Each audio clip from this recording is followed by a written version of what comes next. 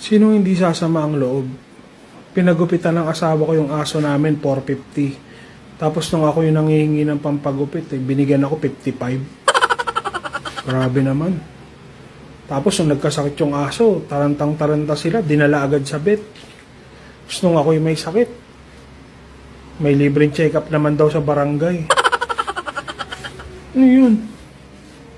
Tapos nung gumaling na yung aso, binilihan pa nila ng treats. Magkano rin yung treats? 250.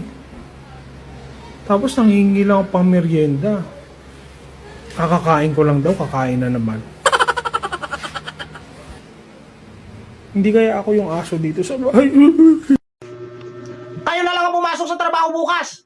Nanghihina na ako. Anong nanghihina ka? Anong nanghihina? Wala ka naman trabaho, tambay ka lang. Ha? Nanghihina, wala naman trabaho. Meron pa lang nanghihina, walang trabaho, tambay lang. yung Friday tapos sahod nagsabay. Ang sarap sa pakiramdam. Tapos nang pagkuha mo ng sahod mo, nakita mo ang daming kaltas, nakakasama ng pakiramdam.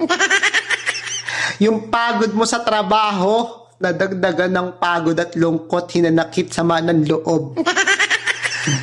Ang hirap yung mga plano mo na manood ng sine at kumain sa labas, na uwi sa panonood ng Netflix at kumain ng chichirya. Ganun talaga. Pero at least, naramdaman mo yung saya bago ka malungkot. Tabi dyan, di ka kausap ko. Walang away-away, bati-bati tayo. Kala mo iibsan yung mga pagod mo pagkuha mo ng sahod mo. Yung pala sasama ang loob mo. Bibigat ang pakiramdam mo. Wala ganun talaga. Mahilig ka sa cravings, mahilig ka mangutang. Ang dami mo kasing alam. Hold up to. Hold up po? Ako? Ngayon? Hold upin niyo ako? Wag na lang. Ha? Wag na lang. Bobo ka eh. Bakit naman? Ayoko mang-hold up ng bobo. Pero naman nagtatanong lang. Itatanong mo pa kung hold up kung ngayon? Di, bukas. Hold up to bukas. Ibigay mo sa akin bukas yung mga pera mo. Sungit mo naman, nililinaw ko lang. Sa mukha. May na ako maintindi. Hold up na lang ako, bobo pa. Huwag na, mabubulilyaso lang ako. Ate, Po? bakit ito yung binigay mo sa akin? Di ba sabi ko cheeseburger? Malinaw ang pagkakasabi ko, cheeseburger. Sir, hindi porkit gwapo pwede na magalit ha. Nakakasira kaya ng kakitan mo yan. Parang taga to, nakakaasar. Oo nga sir, pangit mag-attitude pag gwapo. Hindi naman. Yung lakas ng ating nyo nababawasan eh.